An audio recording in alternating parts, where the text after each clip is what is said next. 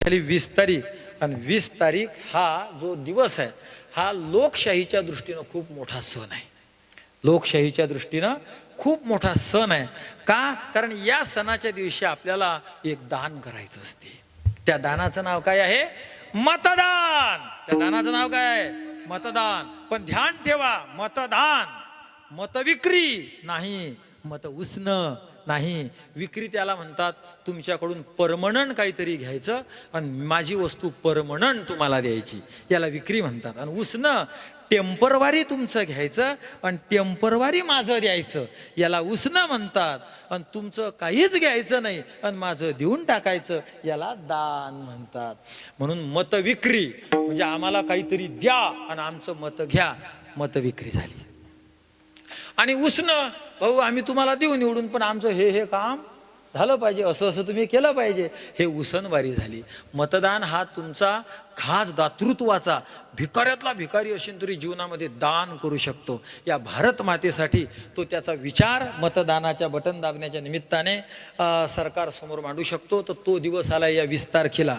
तर कृपया ध्यान ठेवा, ज्यानं या 20 तारखेला मतदान केलं नाही 5 वर्ष तो भारताचा नागरिक नाही, तो पाहुणा आहे। पाहुणा भारतातला तो कोण आहे? फक्त पाहुणा। 100% मतदान झालं पाहिजे।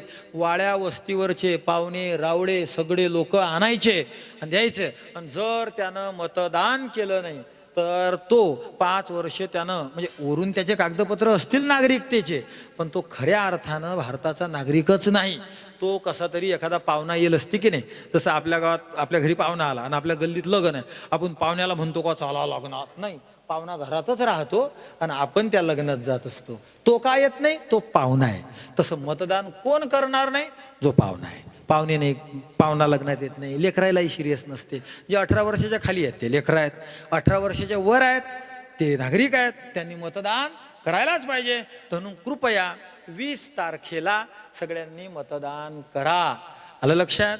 आणि तुम्ही सांगा महाराज कोणाला करा, कोणाला करा? बाप मी सांगितलं ना तुम्हाला, नुसतं इनीनं जर असं केलं बाप्पा की हे 10 अर्थ काढतात त्याचे, की इनीनं असं का केलं शेन, माझ्या पोरीचं चुकलं का आणि माझ्या जावयाचं चुकलं का? त्यामुळे तुम्ही सुज्ञ आहात, ज्ञाती आहात, कशा संघ काय खायचं हे तुम्हाला सगळ्यांना कळतं। तसं 20 तारखेला काय करायचं हे तुमचं तुम्हाला, तुमची बुद्धी तुम्हाला जो विचार देईल त्या विचारावर अंमलबजावणी करा, पण मतदान करा करा करा। 20 तारखेला नक्की या, मतदान करा। आम्ही 20 तारखेला आम्हाला 20 कीर्तन आले होते। 20 तारखेला 20, मला वाटलं उद्या काहीच नाही, मी थांबणार होतो। परमेश्वर महाराजांनी डायरी पाहिली, उद्या 2 कीर्तन आहेत। मग 20 तारखेला असे 20 आले होते। सगळ्यांना नाही म्हटलं आणि मतदानासाठी थांबणार आहे, तर तुम्ही सगळेजणांनी मतदान करावं। बाबा थांबणार ना? हा, नाही तर जाल विना वाजवायला। हा, विना वाजवला की वाजलं मग आपला कार्यक्रम। आता आपण मतदान करायलाच पाहिजे। हा, आणि तुम्ही अधिकारी आहात आणि त्याच दिवशी मतदान करायचं आणि किंवा आदल्या दिवशी जिथं असाल तुम्ही बेडर आहात, बेडर कळते ना, निर्भीड माणूस। जसं मी बोलत असताना मध्येच तुम्हाला बोलायला भीता का तुम्ही? नाही, तसं आदल्या दिवशी लोकल भदे थे, जसे काही बैल असतात पा, बैलाच्या पाठीवर असा हात टाकला की तुर तुर तुर तुर तुर तुर लावतो।